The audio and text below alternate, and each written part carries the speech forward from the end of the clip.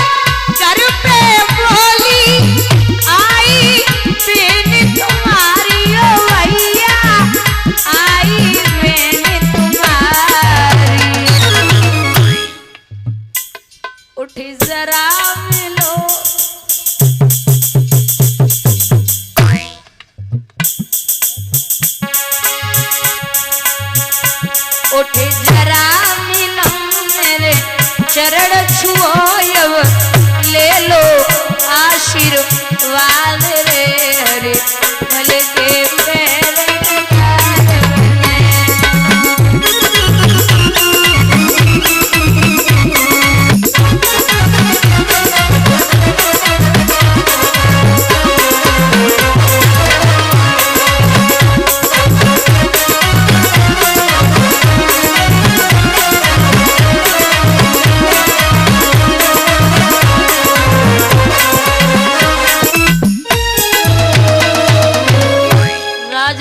बोले इतनी बूढ़ी बहन हमने तो पहली बार देखी।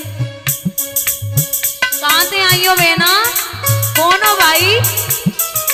लक्ष्मी बातें बनाई के बोली तू का पहचाने गो, तू अब राजा बनेगो, तो बड़ो आदमी है गो, तू तो बहन को भूल गो।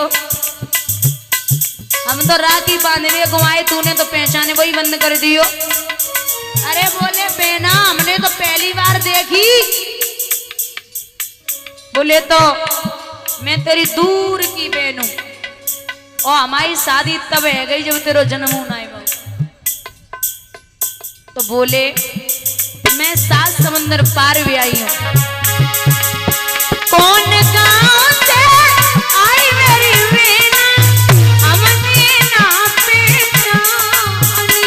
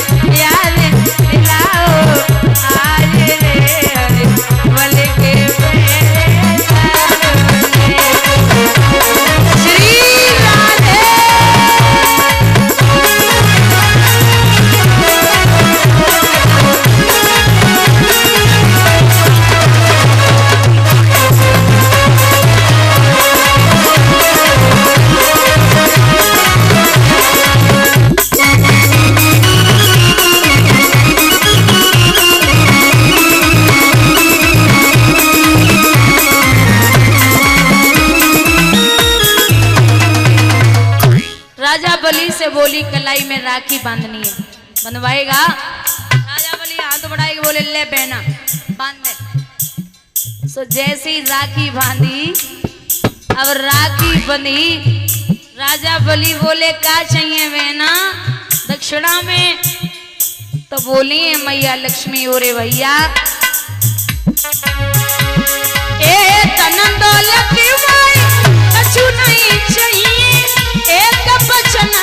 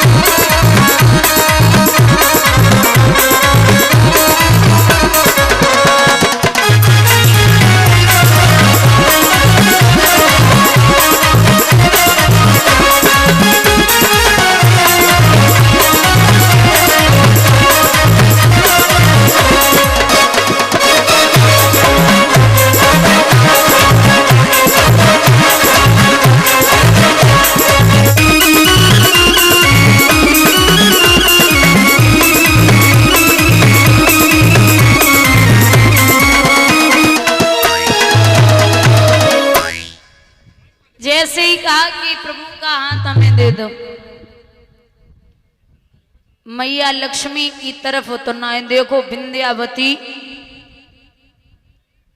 महाराज भागी और जैसी भागी है पुत्री रत्नमाला देख रही है खड़ी खड़ी कि क्या हो रहा। सो विंध्यावती ने जवाब दो, मैंने पिया की पीठ न पाए डारी और कुछ सोची नाई विचारी है, ज्यादा कसमीली बन गई हो वैसी पीर पराई है। आज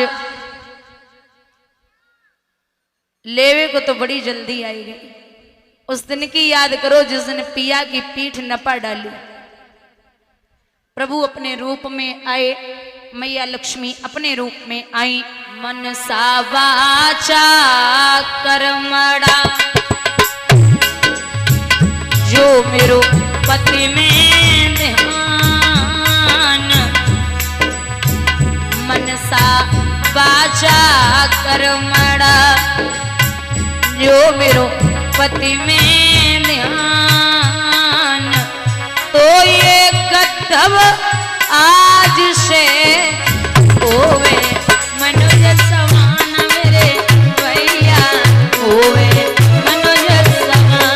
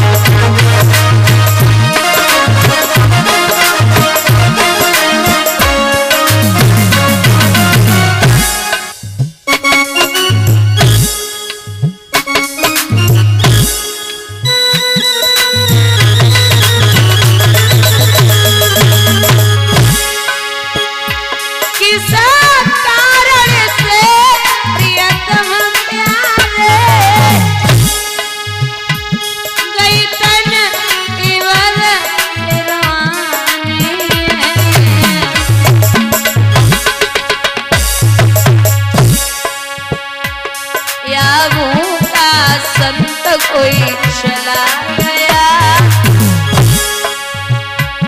या भूखा संत कोई चला गया, चेहरा को डर दिया मानी है।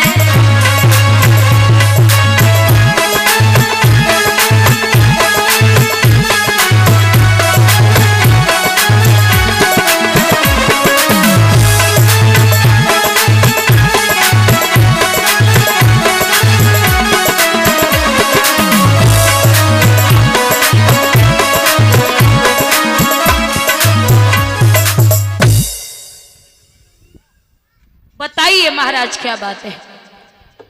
आज एक महात्मा ने आए कि मेरे पूरे राज्य को ले लियो। अरे महाराज जो अपना था ही नहीं उसके लिए क्या रोना, हमारे पूर्वज आए वो कुछ लेके नहीं गए तो तुम क्या लेके जाओगे। ये लक्ष्मी है, आज आपकी कल किसी और की परसों किसी और की, ये एक ठिकाने नहीं रही। अरे वो पगली चिंता जब आते कि नायक राज्य चलोगो, फिर चिंता तो जब आते की है कि राज्य गो वो तो गयो, लेकिन 60 बार सोना कहां से लाए। और एक बात हमेशा याद रखना, राजा ने बिना सोचे समझे कुंजी और लगाम दाव पे लगा दी। एक बार सोचा नहीं। आप कोई भी कार्य करें तो बिना सोचे समझे नहीं करना है। आप अगर किसी से बोल भी रहे हैं तो 100 बार लोग कहेंगे, 100 बार कौन सोचे, लेकिन जो बोल रहे हैं वो एक बार ये सोच के बोलिए सामने वाले से कि अगर वही बात वो हमें बोले तो कैसा लगेगा। अपने आप सुधर जाओगे। अब भैया बोले बिना सोचे समझे कार्य नहीं करना। एक उदाहरण आता है, बुजुर्ग बैठे हैं दादा, एक राजा था, उसके 3 बेटे। राजा ने विचार किया कि हमें तीनों बेटों की परीक्षा लेनी है तब राजगद्दी देनी है। बड़े बेटे को बुलाया, बोले जरा बोलिए। बोले अगर कोई अपराधी है, अपराध करके आए तो तू उसे क्या सजा देगा? मौत। दूसरे से पूछा कि क्या सजा देगा? बोला मौत। तीसरे बेटे से पूछा जो छोटा था, बोले अगर कोई अपराधी अपराध करके आए तो तू क्या सजा देगा? छोटा बेटा अपने बाप को एक कहानी सुनाता है कि हे पिताजी, कोई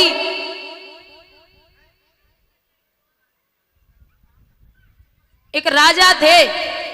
छोटे बेटे ने कहा कि कोई एक राजा थे और महाराज